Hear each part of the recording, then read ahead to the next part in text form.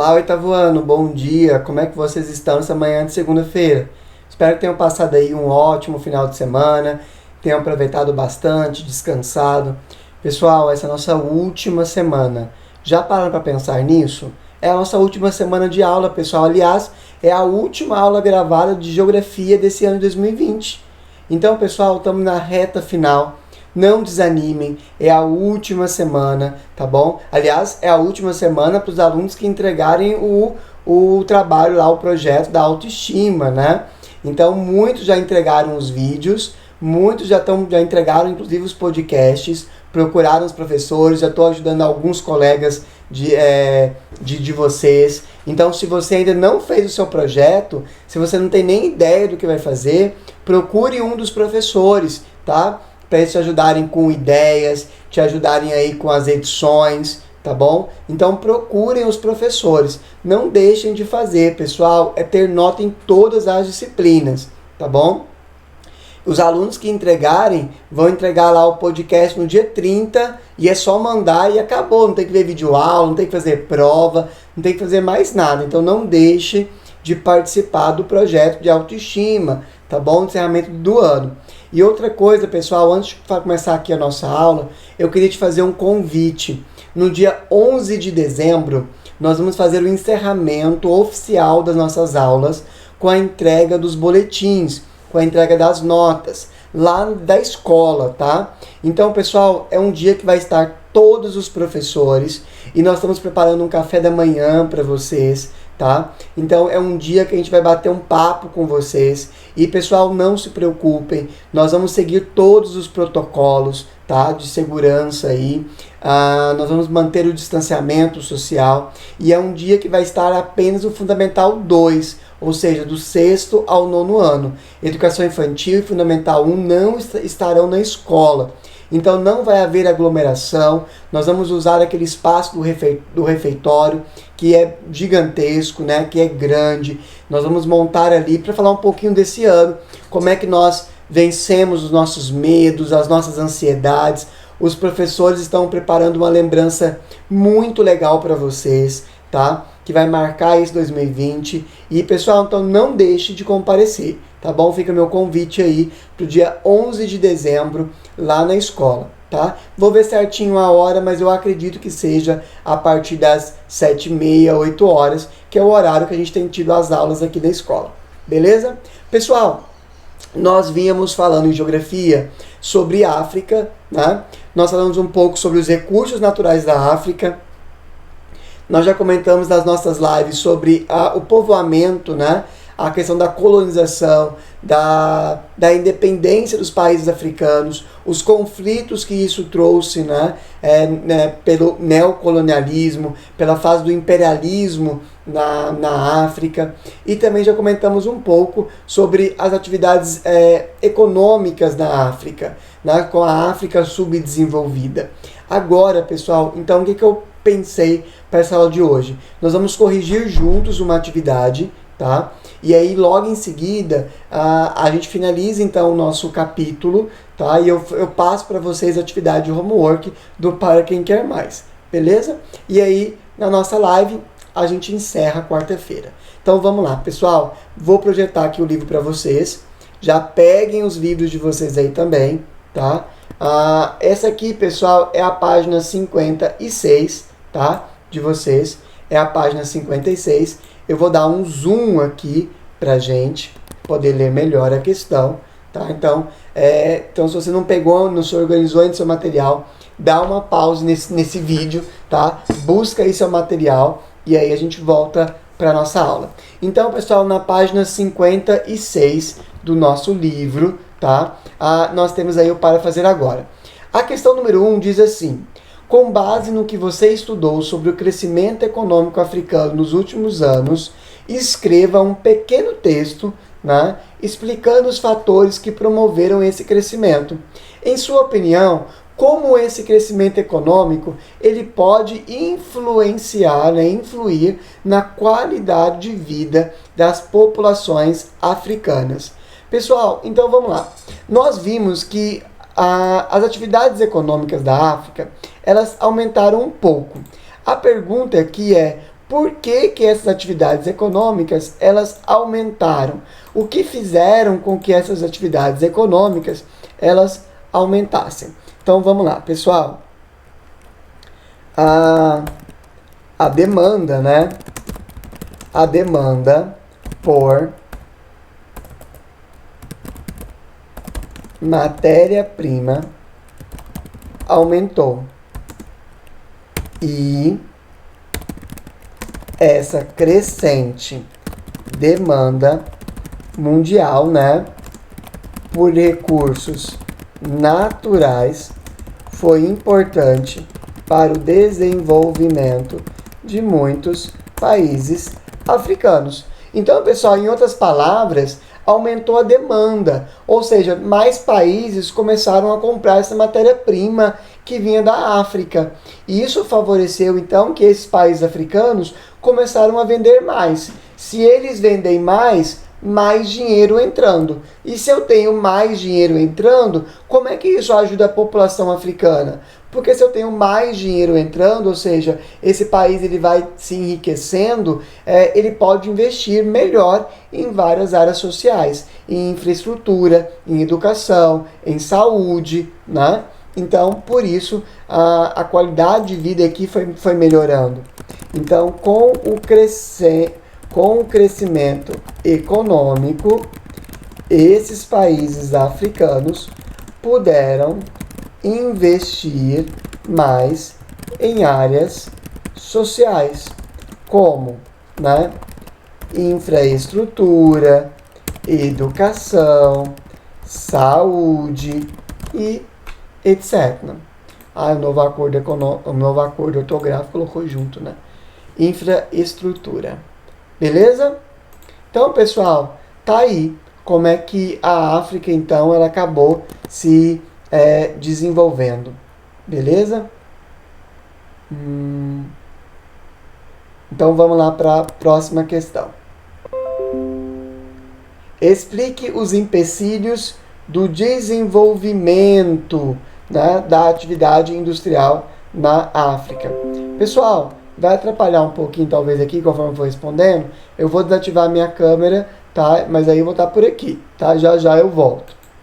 Bom, vamos lá. Explique os principais empecilhos ao desenvolvimento da atividade industrial na África. Ou seja, ele quer saber o que vem impedindo, né? Quais são os desafios para que surgem mais indústrias e para que essas indústrias elas acabem se desenvolvendo. Primeiro, pessoal, vamos lembrar a África, né?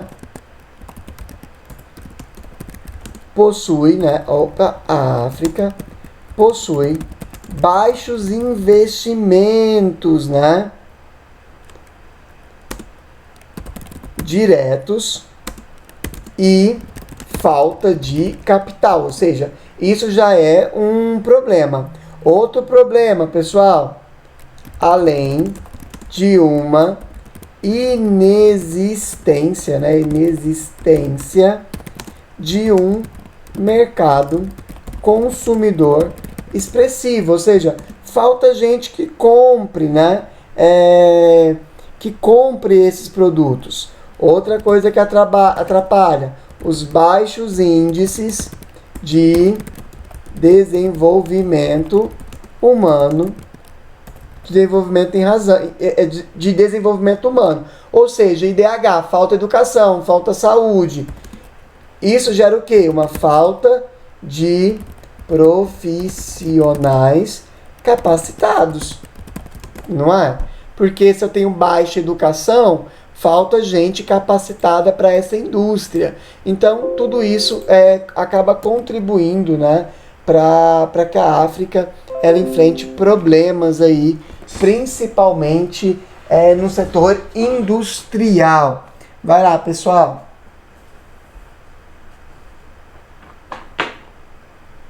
Tô caçando aqui o meu carregador, eu achei que era para na câmera, mas é o meu computador que vai desligar. Vamos lá.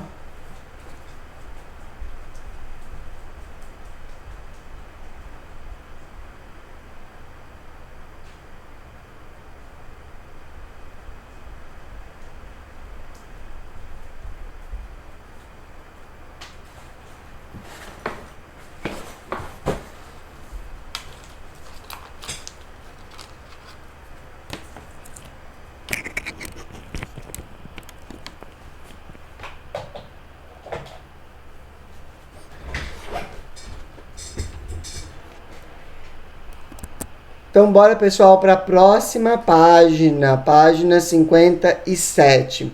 Podemos afirmar que o continente africano apresenta forte integração regional? Explica sua resposta. Integração regional, pessoal, ou seja, que os países são muito unidos, né? Pessoal, aqui nós já sabemos a resposta, que a resposta é não. Lembra da quantidade de conflitos, de desafios que existem entre os países? Exatamente porque a diversidade cultural, a diversidade religiosa, de línguas, é muito, muito, muito grande, tá? Então, há essa necessidade. Então, vamos colocar isso aqui. A África enfrenta um grande desafio, né, de fortalecer as relações comerciais entre as nações do continente. Mesmo que alguns países, tá? A gente pode até colocar aqui, ó, que alguns países estão, né, em negociação intra-regionais. Alguns países têm tentado, tá, pessoal? Mas a integração ainda é muito, muito pouco dentro da intra-regionais, tá certo? Dentro da África. Observe a imagem abaixo, número 3. Dentro dessa imagem, pessoal, deixa eu voltar aqui um pouquinho, né? Para dar tempo de vocês copiarem. Então, não, a África enfrenta um grande desafio em fortalecer as relações comerciais entre as nações. Deixa eu só ajustar aqui. Pronto. Para vocês copiarem melhor. 3. Observe a imagem abaixo. Aqui nós vemos uma imagem, né, de um problema ambiental bastante característico na África, principalmente na região do Sahel. Lembram lá? Aí na letra A ele pergunta assim, qual problema ambiental está sendo mostrado, né, na imagem acima? Esse problema aqui é o da desertificação, né?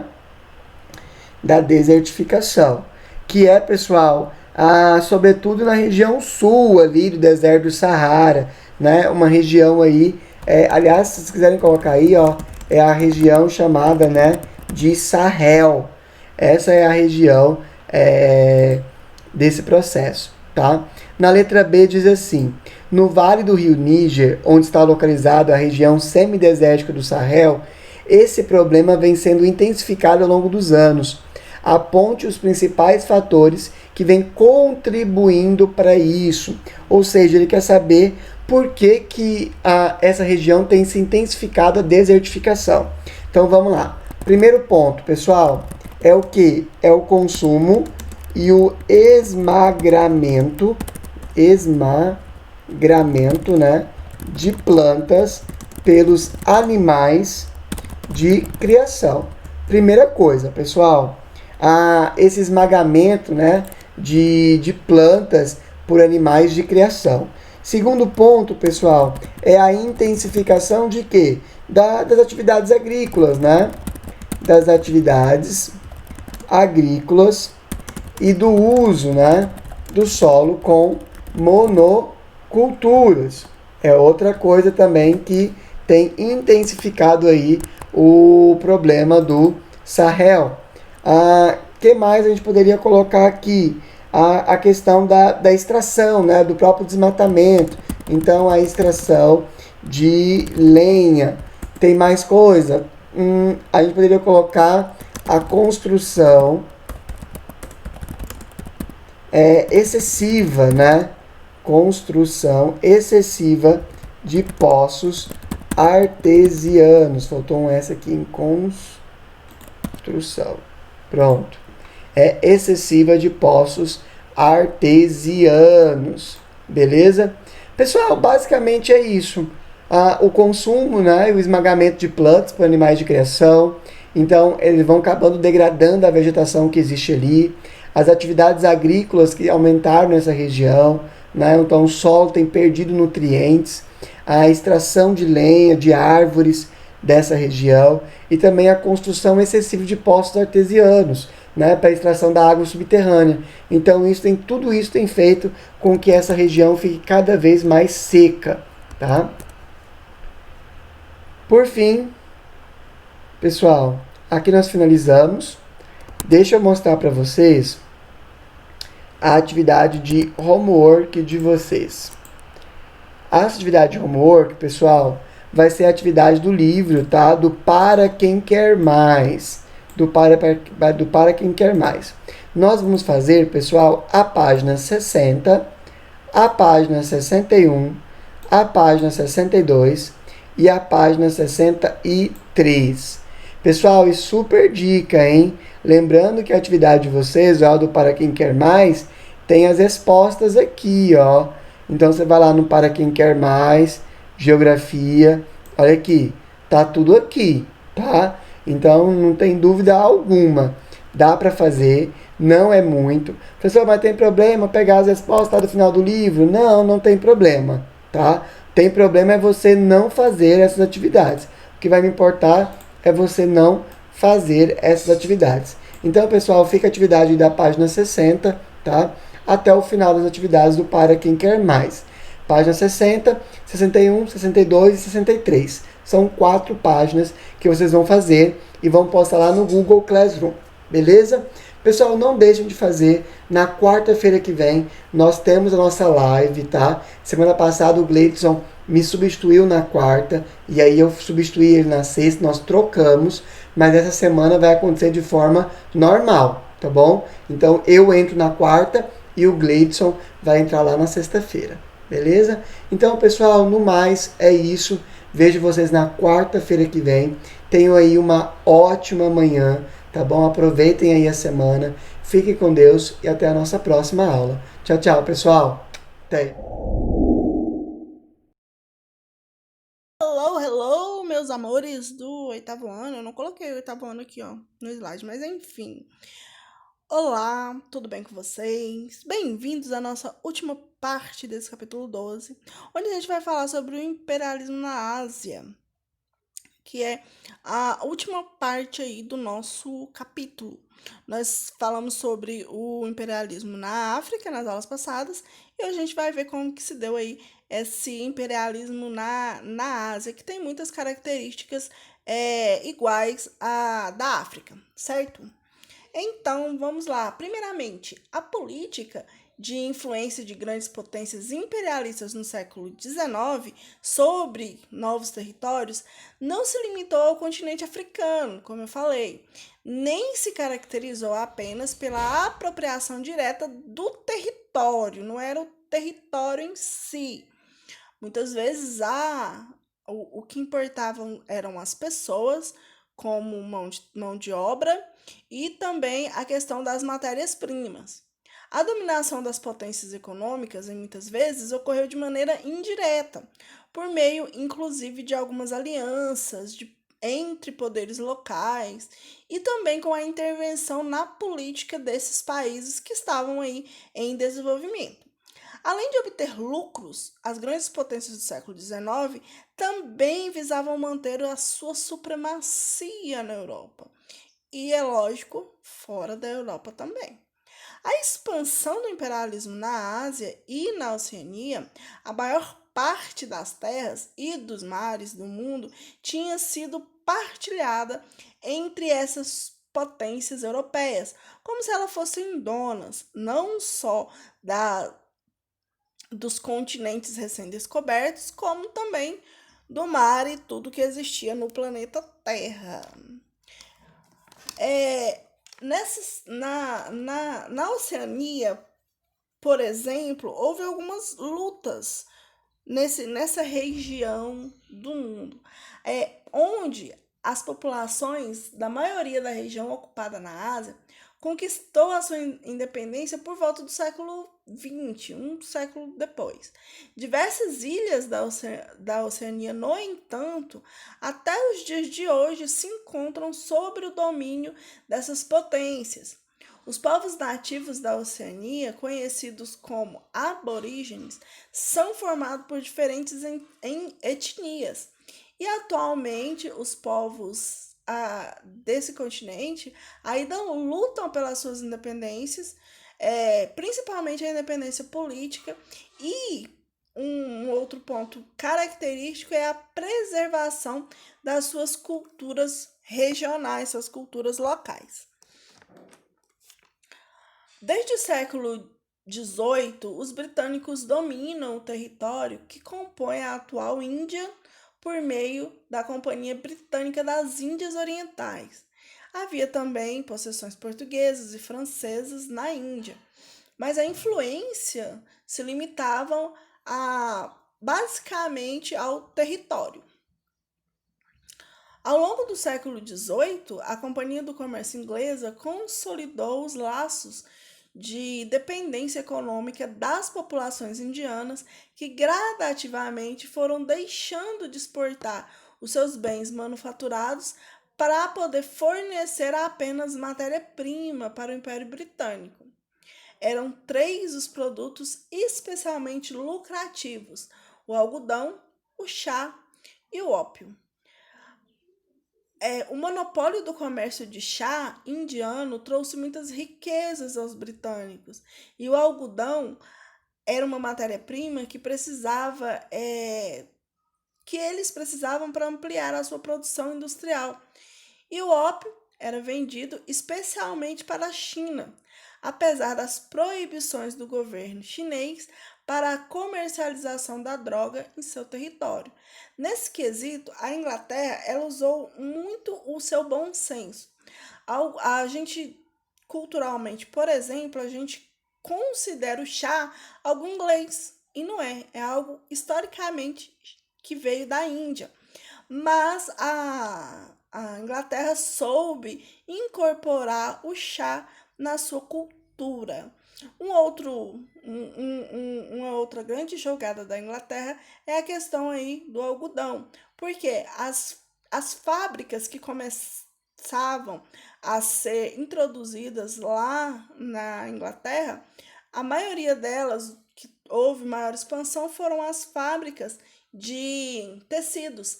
E para isso, as fábricas precisavam de matéria-prima, que era o algodão.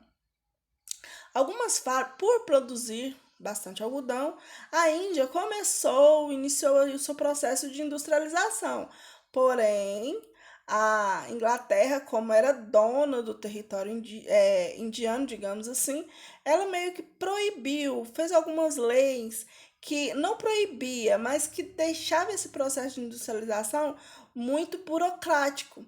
E os produtores achavam melhor vender o algodão in natura do que terem fábricas nos seus territórios. E por isso a Inglaterra dominou aí essa questão dos tecidos nesse período da expansão da indústria. Os britânicos, eles dependiam da prata chinesa e, por isso, eles queriam aumentar as suas exportações para o país. Mas os chineses, eles impunham restrições comerciais que impediam a obtenção de lucro com a venda de produtos de pouco valor. A saída encontrada pelos ingleses para compensar e equilibrar a balança comercial foi aumentar a venda de ópio para os chineses. A medida acabou gerando uma crise diplomática que culminou na Guerra do Ópio.